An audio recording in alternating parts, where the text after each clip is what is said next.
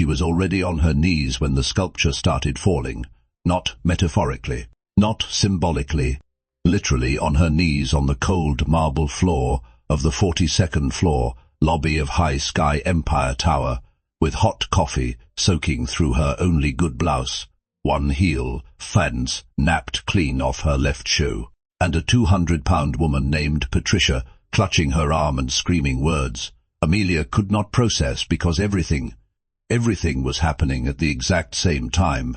The sculpture, a tall, twisting piece of black iron that looked like a frozen wave, was tipping in slow motion off its white pedestal. Amelia watched it go. She watched it the way you watch a car accident from the sidewalk. You know what is coming. You cannot stop it. Your brain just keeps screaming that this is real. She caught it, barely, with both hands.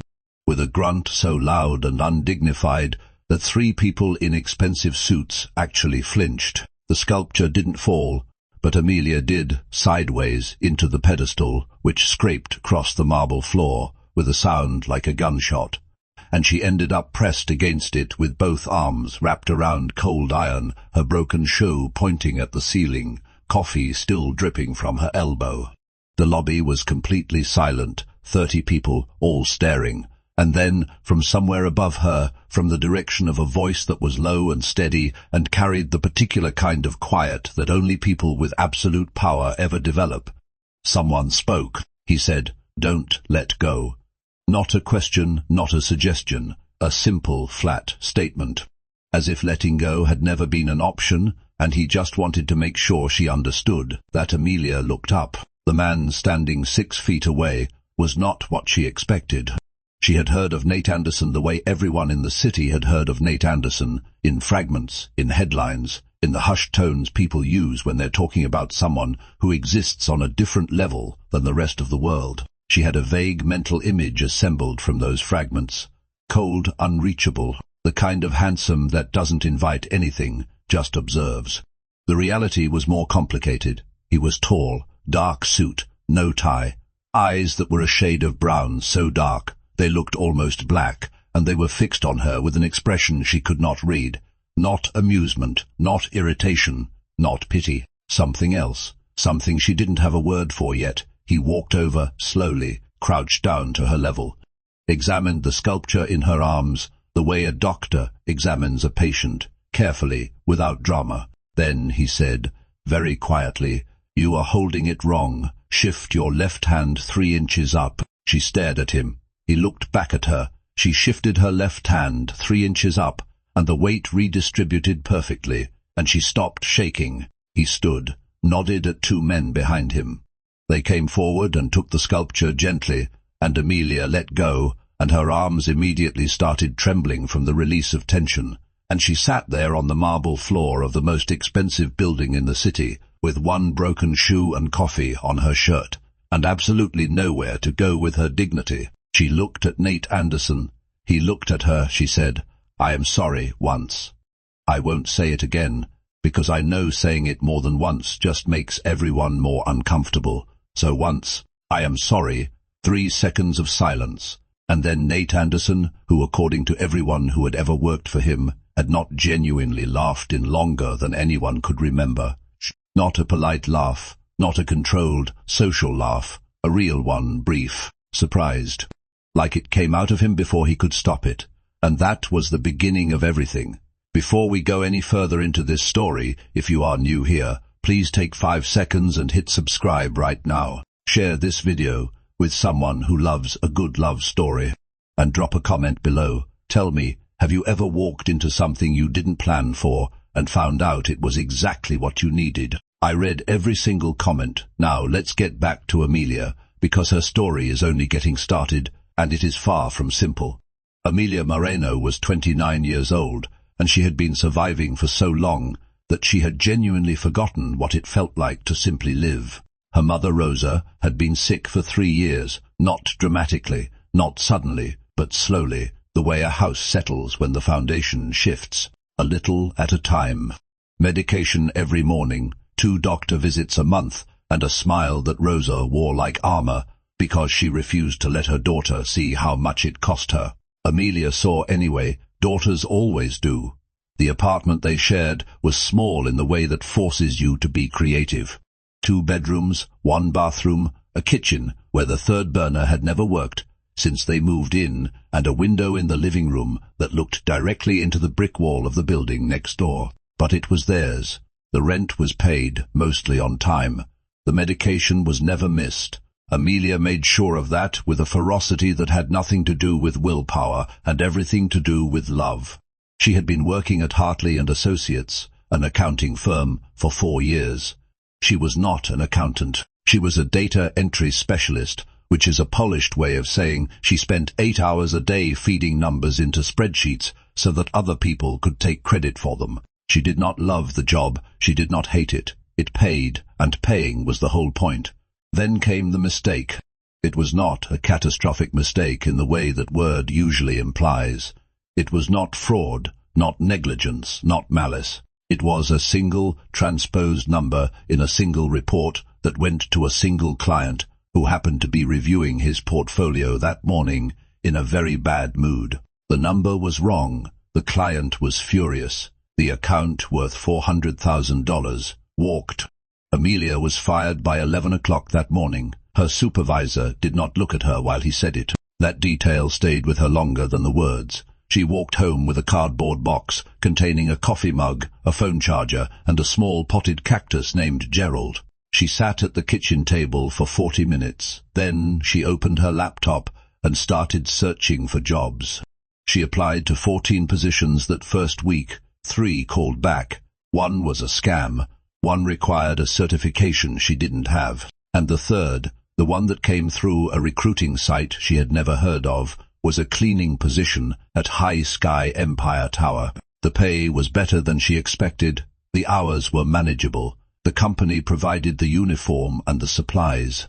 And she needed the job with the kind of need that doesn't leave room for pride.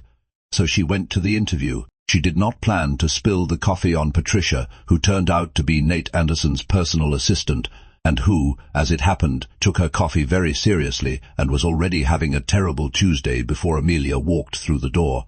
The spill happened because the waiting room chair was slightly lower than Amelia expected, and when she sat down she tilted, and the coffee on the side table tilted with her because she was balancing it on her knee, for reasons she cannot entirely explain. And then Patricia walked in at exactly the wrong moment and received the full cup directly on her blazer. The sculpture happened because Amelia, in her panicked scramble to help Patricia, backed into the pedestal. Everything that followed happened because Nate Anderson stepped out of his office at the exact moment chaos reached its peak, and instead of being furious, he laughed. He hired her 3 days later.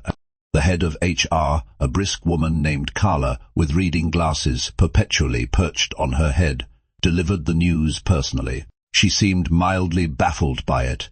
She did not say so, but Amelia could read it clearly. This was not a typical hire. Something unusual had happened. Carla handed over the paperwork with the careful precision of someone delivering a document they didn't entirely understand, but had been instructed to handle with care. Amelia signed it. She told herself it was just a job. It was just a building. The man she briefly would have no reason to ever act with her again. He was the CEO of a company with 4,000 employees. She was going to be cleaning bathrooms on floors 20 through 30. Their worlds would not intersect. She was wrong about that, in ways she could not have anticipated. High Sky Empire Tower was not like any building Amelia had worked in before. It had a particular atmosphere, a specific pressure in the air, like the building itself was aware of the things being decided inside it. The lobby alone was bigger than her entire apartment building.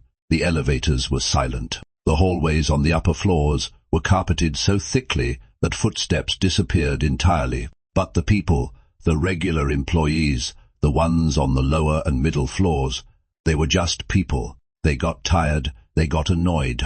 They left coffee rings on their desks and forgot to empty their trash cans, and sometimes left thank you notes for the cleaning staff, which Amelia found endearing in a way she couldn't quite articulate.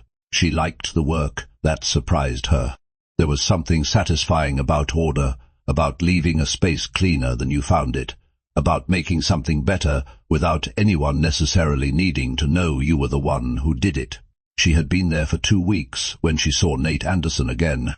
She was finishing the hallway on floor 32, which was supposed to be above her assigned section, but which she had drifted into after the elevator stopped there unexpectedly, and she'd stepped out by accident. She was backing out of a supply closet with a mop when she turned and found him standing 10 feet away, looking at something on his phone with the concentrated stillness of a man who processes everything slowly and thoroughly. He looked up. She froze. He said, "You are on the wrong floor." She said, "The elevator disagreed." He looked at her for a moment. Then he said, "How is the sculpture?" She blinked. "I am sorry, the one you saved. Did it survive?" She had genuinely not thought about the sculpture since that day. She thought about it now, the weight of it in her arms, the cold iron, the way the world had gone quiet, and then he'd said, "Don't let go." "I think so," she said. "I didn't break it anyway." He nodded slowly. Then he said, "You start earlier on Wednesdays." God, it was not a question. He knew her schedule. She didn't know what to do with that information, so she filed it somewhere she couldn't immediately access and said, "Yes." He went back to his phone. She took her mop and got back on the elevator. But her heart was doing something unsteady all the way down to floor 28, and she stood in the empty hallway for a full 30 seconds before she could explain to herself why. She couldn't explain it, actually, so she started mopping. The next time was more deliberate. She knew that now, looking back. At the time she told herself it was coincidence, that he happened to be in the lobby when she was leaving her shift, that he happened to hold the elevator, that the 30 seconds they spent in silence before he said, "Good work on 32, were incidental and unremarkable. But she was not unobservant. She never had been.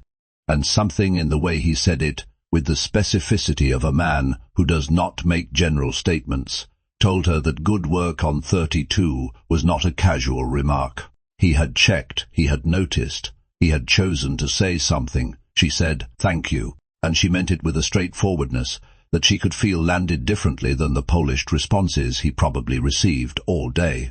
He looked at her the way he had the first time, with that expression she still didn't have a word for. Then the elevator opened, and he stepped out, and she watched the doors close. She thought about it the whole bus ride home. She thought about the way he didn't perform anything. Most powerful people, in her experience, were always performing something. Confidence, importance, busyness, authority. Nate Anderson just existed in his own space, with a completeness that made performance look unnecessary. She also thought about the fact that she was thinking about him at all, and that thought made her deeply uncomfortable, and she made herself stop. She was very disciplined about that for the next 3 weeks. She showed up, she worked, she kept to her floors. She stayed in the lane she was supposed to stay in, and then Liam called. Liam Castillo had been part of her life for 2 years and a problem in her life for the same amount of time, though she hadn't admitted the second part until much later. He was charming in the specific, dangerous way of people who have practiced charm until it becomes indistinguishable from sincerity. He had a way of making every conversation feel like it was just the two of them in the world, a way of listening that made her feel heard, a way of disappearing for weeks at a time and reappearing with an explanation so perfect it almost erased the disappearance entirely. They had broken up 7 months ago, or she thought they had. With Liam, endings were never quite final. There was always a thread left dangling. He was very careful about that. He called on a Thursday. He was outside her building, not in a threatening way, just in a Liam way, casually present, as if the 7 months hadn't happened, as if being at her doorstep at 8 in the evening with his hands in his pockets, and that look on his face was the most natural thing in the world. She should have walked past him, she knew that. She had known Liam long enough to know exactly what would happen if she stopped, but she stopped, because Liam's particular magic was that even when you saw it coming, it still worked. They talked in the hallway for an hour. He was sorry. He was different. He had been doing the work. He missed her. He missed her mother. He had thought about things and understood now where he'd gone wrong. She said she would think about it.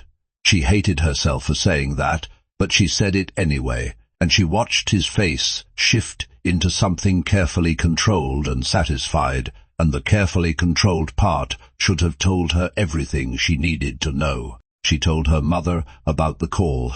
Rosa said nothing for a very long time. Then she said, "Mija, a man who makes you feel lucky just to be chosen is not actually offering you anything." Amelia knew her mother was right. She also knew that knowing something and feeling it are two different countries, and she was standing on the border. Liam started appearing outside her shifts at High Sky Empire. Not every day, but enough. He'd be across the street when she came out, or he'd text right as she was finishing, as if he had a sense for her schedule that should have been impossible. She told herself it was coincidence. She told herself a lot of things that month. What she didn't expect was Nate Anderson noticing. She didn't expect it because she had built a very careful story in her head about what her relationship with Nate Anderson was: professional, distant, incidental. She was a cleaner. He was a CEO. They occasionally occupied the same space. That was the whole story. But one afternoon she came back from her lunch break looking like she'd been arguing with someone, because she had been arguing with Liam, who had been waiting at the back entrance and who had said things that weren't cruel exactly but were designed to create confusion, which was somehow worse, and she walked straight into Nate Anderson in the service corridor. He took one look at her face and said, "Come with me." She opened her mouth, closed it, followed him. He brought her to a small conference room on the 31st floor, not a big executive room, a plain one with a table and 4 chairs and a window that looked east. He poured water from the pitcher on the table, set it in front of her, and sat down across from her. He didn't say anything. He didn't ask her what was wrong. He just waited. She didn't mean to talk, but the silence was the kind that fills up gradually, and she found herself saying, "There is someone from before he keeps showing up."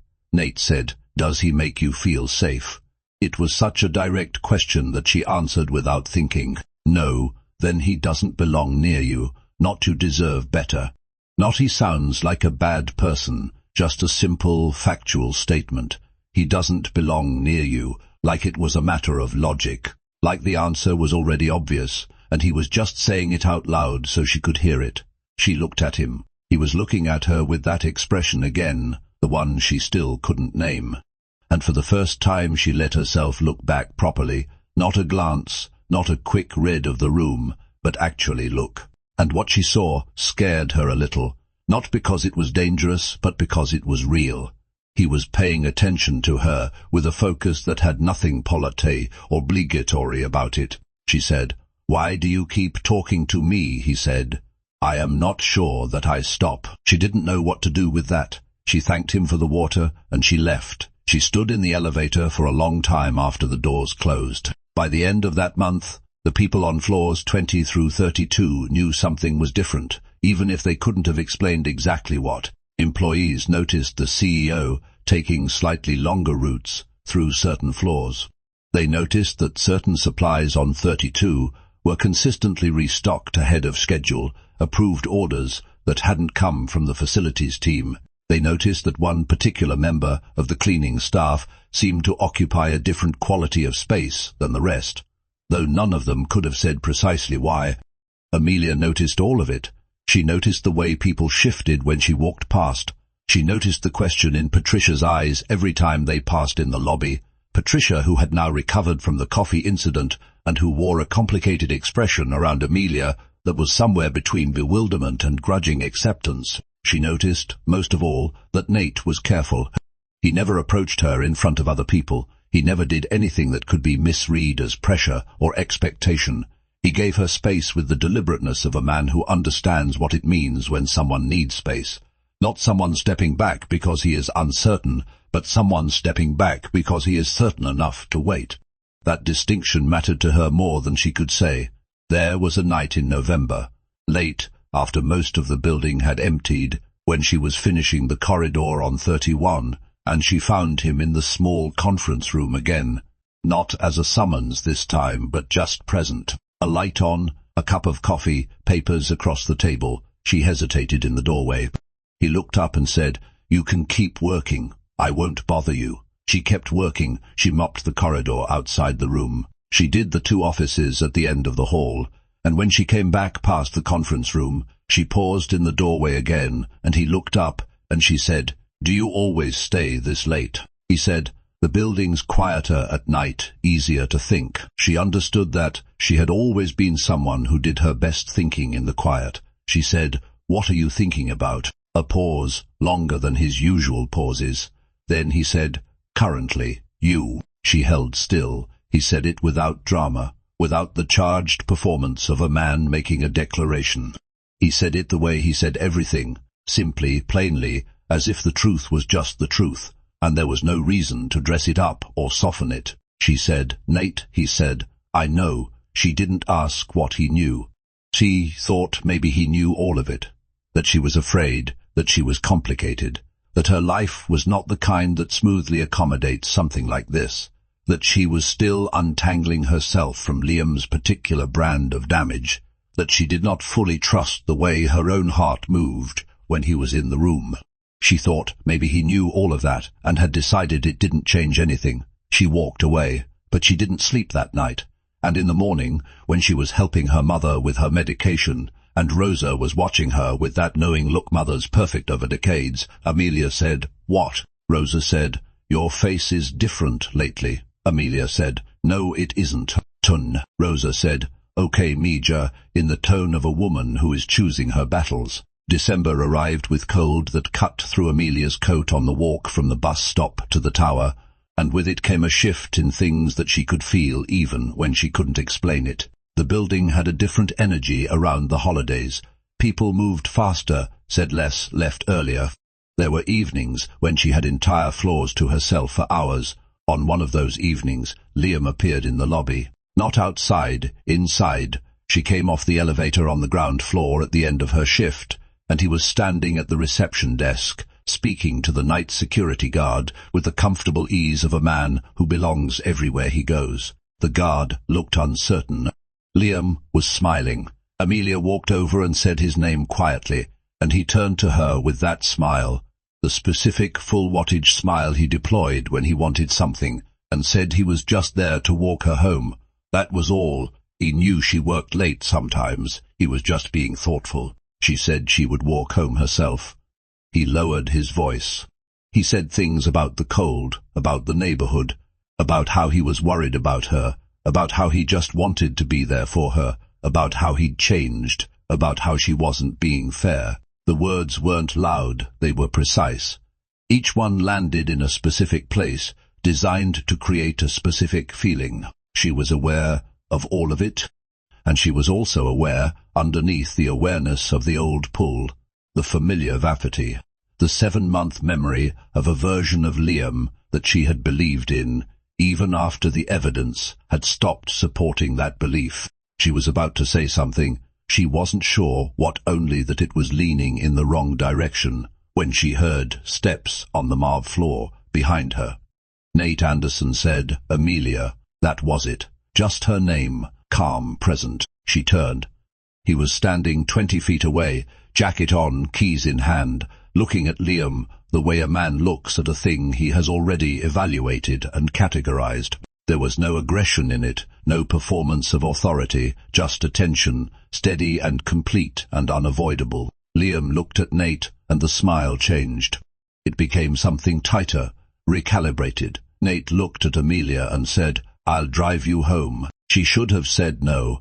She should have established clearly that she did not need anyone to manage her life. She was going to say no, and then she looked at Liam's recalibrated smile, and something inside her went very quiet and very clear, and she said, "Okay." It was warm and dark, and the city moved past the windows in streaks of light, and night drove with the same steadiness with which he did everything. No rushing, no dramatic gestures, just movement from one point to another with complete assurance. She sat in the passenger seat and tried to figure out how she felt. After 10 minutes, she said, "You didn't have to do that." He said, "I know."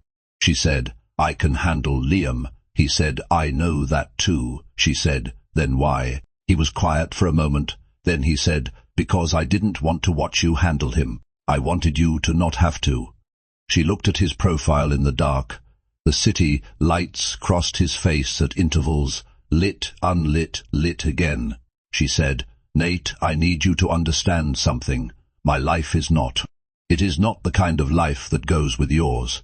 I work in your building. My mother is sick. I am paying off a medical bill that started before I even lost my last job. I am not—" She stopped. He let her stop. He didn't fill the silence for her, she said. "I don't know what you want from me," he said. "Yes, you do." She stared at him. He said, still looking at the road, "You are very good at pretending not to know things you know. It is actually impressive. But you know." She turned back to the window. Her building appeared on the left, and he pulled over, and she sat there for a moment before opening the door, and she turned to him one more time and said, "I am not sure about this." He said, "That is all right. I am sure enough for now." She went upstairs. She stood at the kitchen counter for a long time in the dark. She was sure enough for now. She turned those words over in her mind the way you turn something over to check its weight. There was no pressure in them, no demand. Just an acknowledgement of where she was and a statement of where he was, and the space between those 2 points left entirely open. She was unsettled by how much she liked that. January was when things cracked open. It began with the medical bill, a new one, larger than the previous, from a specialist Rosa had seen in November. Amelia found it on the kitchen table on a Saturday morning, held under the salt shaker. Her mother had placed it there carefully and quietly and gone to sit in the living room to watch the morning news, which was Rosa's way of saying, "I didn't hide this from you, but I also couldn't bring myself to hand it to you." Amelia looked at the number. She set it back down under the salt shaker.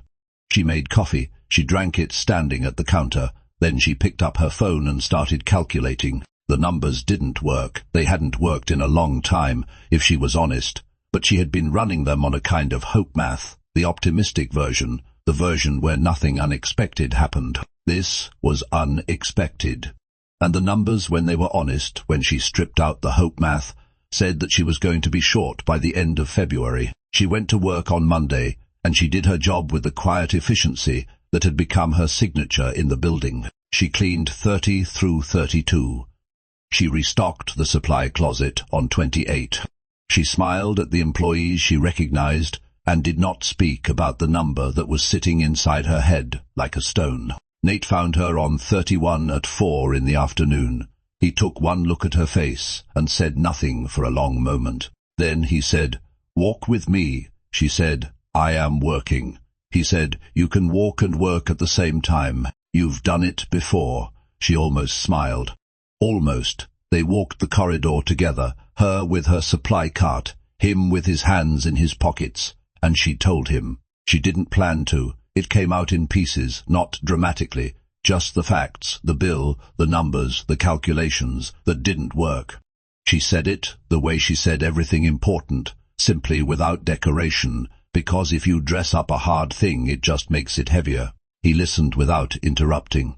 When she finished, he didn't say "I am sorry" or "that is awful" or any of the responses that are well-intentioned and land like small, polite rejections. He said, "What do you need?" She said, "I don't want help from you." He said, "I know. I asked what you need." She looked at him. There it was again, that distinction he kept making, the one between what she wanted and what she needed, offered without judgment, without the implication that he was going to override one with the other. Just a question, honest, clean. She said, "I need the numbers to work." He said, "I can make that happen." She said, "Nate," he said, "not a gift, not charity, a salary adjustment, retroactive to your start date. Your work on this building has been exceptional, and the rate you are being paid does not reflect that. I should have corrected it sooner." She stared at him. "Is that true?" He met her eyes. Every word. She knew, somewhere underneath the relief that was beginning to spread through her chest,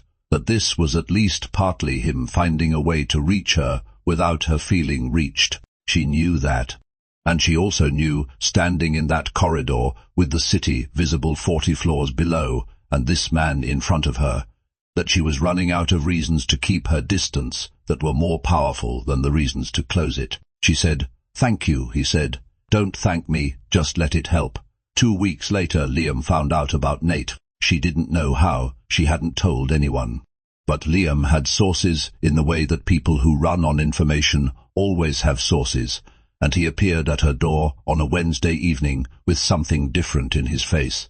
Not the charming Liam, not the apologetic Liam, but a third Liam she had seen only a handful of times. Quiet, still, eyes that were doing arithmetic. He said, "I hear you've been getting close with your employer." "Ornighty," she said. "Liam," he said, "I am not angry.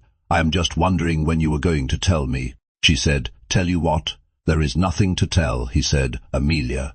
The way he said her name was a specific kind of weapon. Soft, personal. "I know you. I know when you are trying to convince yourself of something." She held the door. "She didn't invite him in," he said. "He is going to use you. Men like that, they don't care about women like you. Not really. You are a novelty. You are different from what he is used to, and that is exciting for about 3 months, and then he goes back to his world, and you are left in yours, but now you don't fit anymore. I've seen it happen." The terrible thing was that some part of her recognized the shape of that fear. It wasn't a new fear. It was one she had carried quietly since the first night in Nate's car. The fear that she was someone's interesting story, not someone's actual choice. She said, "Good night, Liam." She closed the door. She sat on the couch in the living room, and her mother came in from the bedroom and sat beside her without asking anything, and they sat together in the quiet for a long time, and Rosa put her hand over Amelia's hand, and that was the whole conversation. But the fear was planted now, and Liam, who knew her better than she sometimes wished he did, had planted it in the exact right soil. She pulled back from Nate. Not obviously, not dramatically, she just beheaded. She took the long routes that avoided floors he frequented. She answered his brief texts with brief texts. She was polite and professional, and she put careful distance between his version of her and the real one, and she waited to see what he would do. He did what he always did. He gave her space. He did not chase. He did not pressure. He continued to exist in his own orbit with the maddening completeness of a man who has decided something and is prepared to wait for the world to catch up. And that, somehow, was worse than chasing would have been. She was on floor 32, almost 2 weeks into her withdrawal, when she found the book.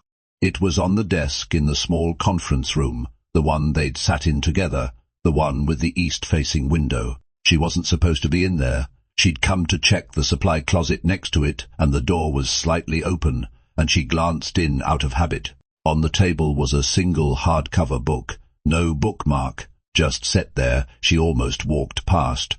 Then she caught the title. She walked in and picked it up. It was a book of essays by a writer she had mentioned once, exactly once, briefly, in passing, in their third conversation. She had said something about reading it in high school, about the way it had made her feel less alone. She hadn't even been sure Nate was fully listening. He'd nodded and moved on, and she'd thought nothing more of it. He had remembered. He had found the book. He had left it there, in the room where they first talked, not on her cart, not at her locker, not sent to her in any way that required a response or created an obligation. Just there, in the quiet available. She held the book and stood at the east window and looked at the city in January and felt something shift in her chest. Not crack, not break, but shift. Like tectonic plates, like the ground moving so slowly you might not notice until you look back and see how different the landscape is from where you started. She took the book. She didn't tell him. She didn't leave a note. But that night she read the first 50 pages, and in the margin of page 12 there was a small penciled mark next to a single line.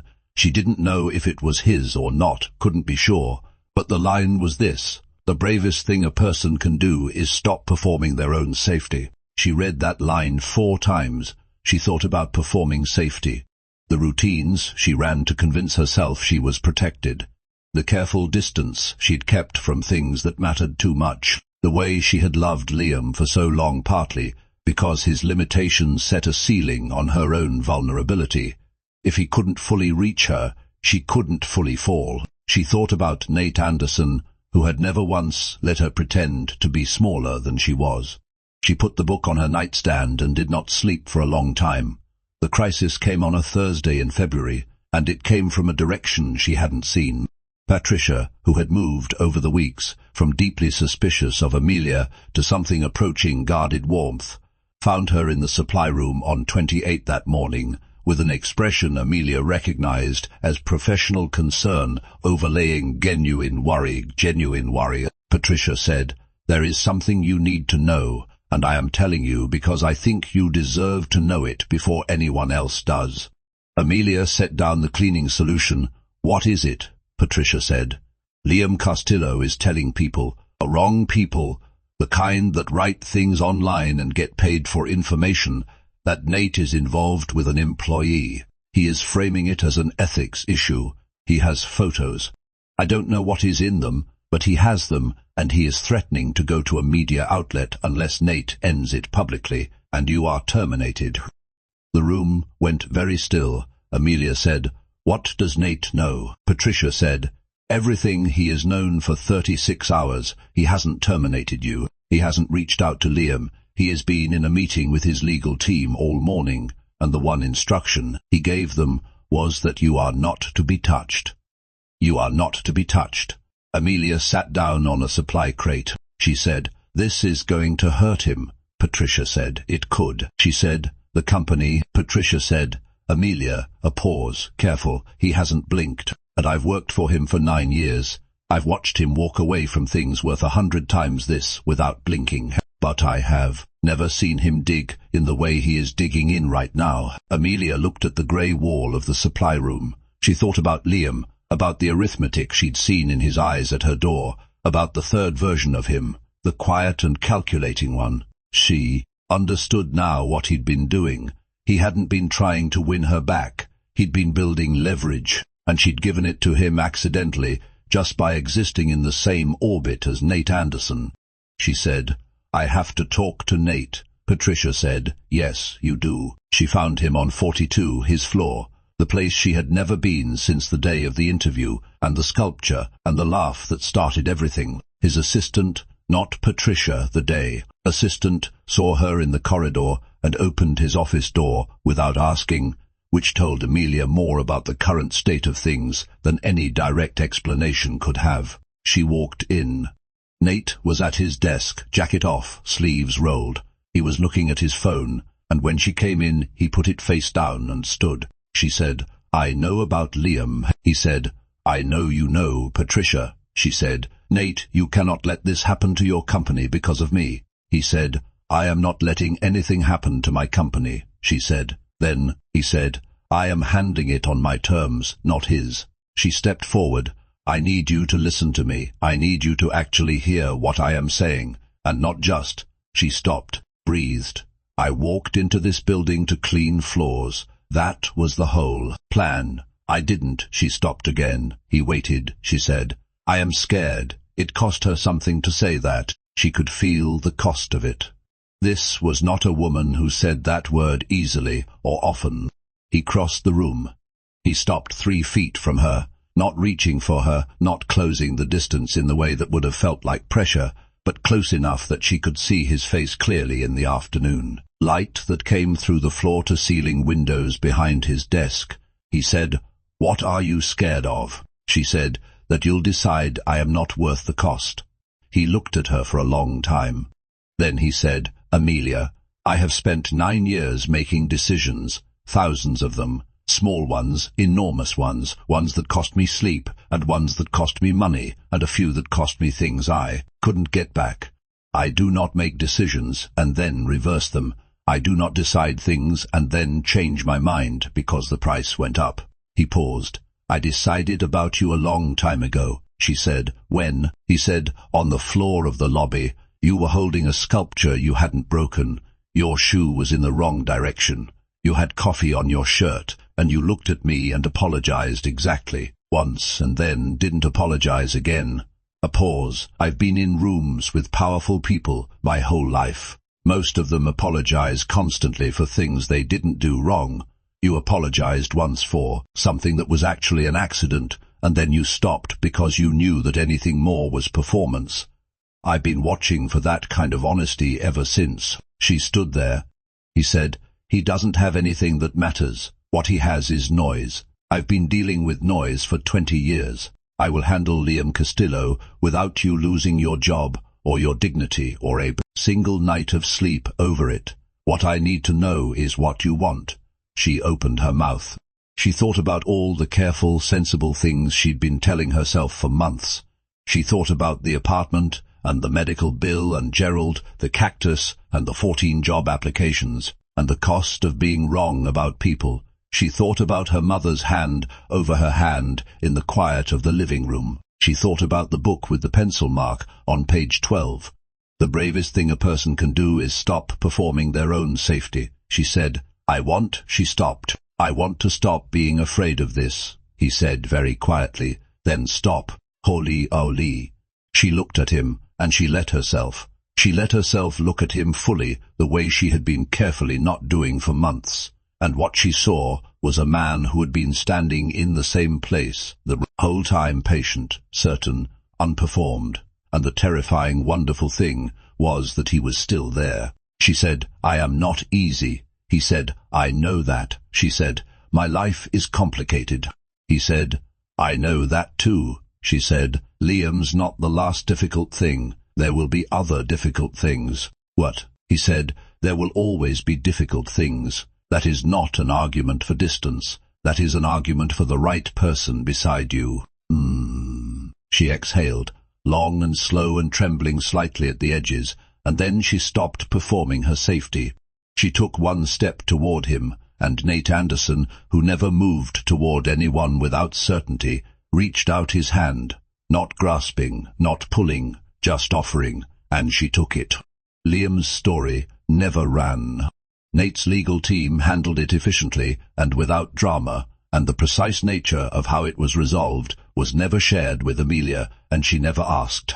Liam disappeared from outside the building, from outside her apartment, from the margins of her life, with the particular finality of someone who has made a calculation and determined that the math no longer works in their favor. She did not mourn it. She was surprised by that. She had expected some residual grief for the version of Liam she had once believed in, but when he was gone, what she mostly felt was lighter. Rosa met Nate in March. Amelia had not planned it. She had told herself she was going to take things slowly, carefully, give this new thing the room to breathe before introducing it to the most important person in her life. But Rosa had a particular instinct for the moments when plans need to be abandoned. And when Nate drove Amelia home one evening, and Rosa happened to be coming in from the pharmacy at exactly the same moment, the meeting happened with the natural inevitability of things that are supposed to happen. Rosa looked at Nate for a long time. She looked at the way he stood near Amelia, not over her, not behind her, but beside her. She looked at the way he held the grocery bag without being asked, and the way he answered her questions without performing anything.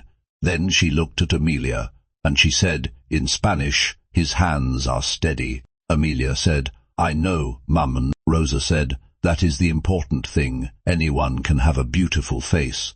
Steady hands are rarer." Or Nate, who did not speak Spanish, but who clearly understood the weight of the exchange, said nothing. He just carried the groceries upstairs.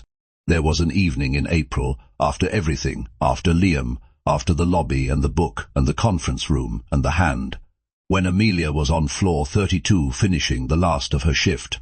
The building was quiet. The city outside was shifting into the particular gold of late afternoon. Nate appeared in the hallway. She had her cart. He had his jacket over his arm. They stood in the corridor that she had cleaned 100 times by now, and he looked at her the way he had always looked at her, fully, without agenda, with that expression she had spent months trying to name. She said, "I figured out what that look is." He said, "Which look?" She said, "The one you've had since the lobby, since the sculpture, the one I kept trying to figure out." He said, "And," she said, "you look at me like I am already yours." A long pause. He said, "Yes," she said. "When did you decide that?" He said, "I told you. On the floor, when you apologized once and then stopped." She said, "That fast?" He said, "Faster, actually. But the floor was when I knew I was going to do something about it." She shook her head slowly.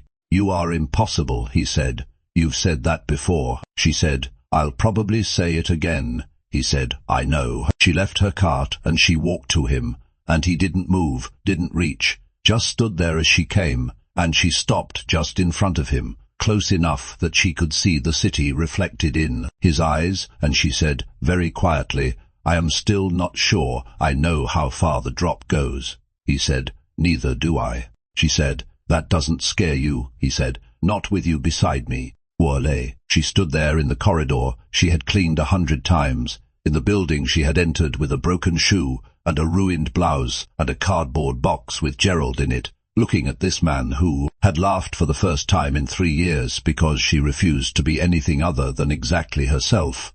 And she felt something settle in her chest, not resolve exactly, not certainty, but something adjacent to peace. The particular peace of a person who has stopped performing and started actually living. She said, okay, he said, okay, she said, okay. I am not running anymore. He put his jacket on the supply cart. He leaned against the wall. He held out his hand. She took it. And outside the floor-to-ceiling windows, the city moved through its evening the way it always had, indifferent to the small earthquakes happening inside the people who moved through it, the quiet decisions, the unclenching of held breath, the moments when someone finally stops protecting themselves from the thing they actually want. Amelia Moreno had walked into this building to pay rent. She had walked in with one plan and discovered, in the debris of its collapse, something she had not known to look for, a man who noticed her once and never looked away, a life that was bigger than the careful, defended version she had been living, and the particular, terrifying, wonderful truth that the hardest thing is not falling. The hardest thing is trusting that the other person is falling too, and that falling together is different from falling alone. She was right to be afraid. She was right to take her time. She was right about every instinct she had except one. She was wrong that she had to face it by herself. That night she went home and made dinner, and her mother sat at the table and asked about the day, and Amelia told her, not everything, not the poetry of it, but the shape of it. And Rosa listened, and when Amelia finished, Rosa was quiet for a moment, and then she said, you look different. Amelia said, different how? Rosa said, like yourself. Amelia set down her fork. She thought about that. Like yourself. She had been so many things this past year. Desperate, cautious, frightened, determined, alone, uncertain. She had been performing safety and running calculations, and making herself smaller, and holding iron sculptures, so they didn't fall. Like yourself, she said. Yeah, Marmon, I think so. And Rosa smiled, the real smile, not the armor, and reached across the table and touched her daughter's face, and the small kitchen with the broken third burner and the window facing the brick wall was as full as any room had ever been. There are people in this world who enter your life at a planned moment and fit exactly where you expected them, and then there are the other ones. The ones who arrive when everything is sideways, who find you with coffee on your shirt and a broken shoe and your dignity barely intact, who laugh at the exact right moment and then quietly, unhurriedly, with no demand and no drama, simply refuse to leave. Nate Anderson never asked Amelia Moreno to be his. He never requested it. He decided quietly, certainly the way he made every decision that mattered. And the thing about a man who decides with his whole self, the thing Amelia had not counted on, the thing that made all her careful distance collapse like it was never there, is that you don't fall for the decision, you fall for the patience. You fall for the man who sees you clearly and chooses you anyway, and then stands in the hallway every time and simply waits for you to arrive. She arrived, and Nate Anderson, for the first time in a very long time, had nowhere else he needed to be. If this story reached somewhere inside you, please hit that like button right now, because it helps more people find this channel and find stories like this one. Subscribe if you haven't already. We are just getting started, and the stories coming next are going to stop you cold. Share this with someone tonight, a friend, a sister, anyone who needs to be reminded that showing up for the right person, even when it is complicated, even when it costs you something, is always worth it. And in the comments I want to know, was there a moment in your own life when you almost walked away from Something you needed to stay for. Tell me, I read every single one. I'll be here with the next story. Don't miss it.